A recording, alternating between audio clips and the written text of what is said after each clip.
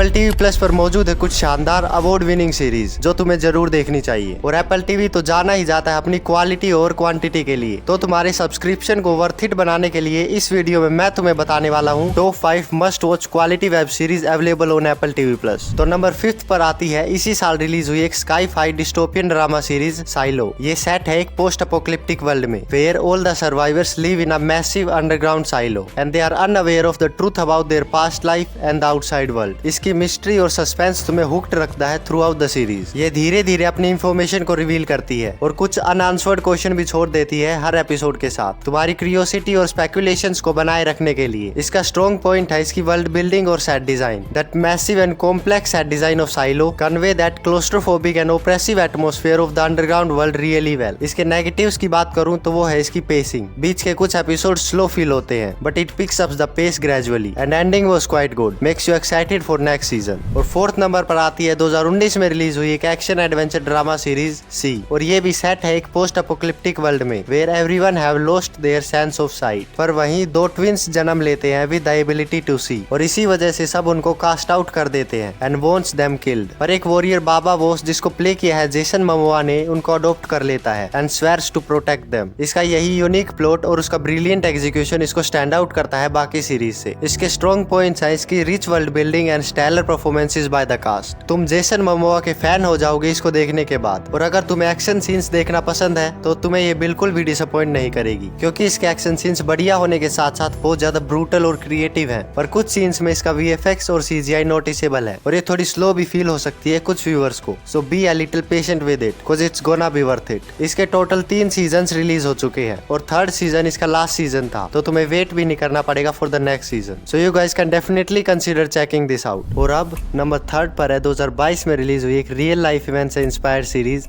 Blackbird.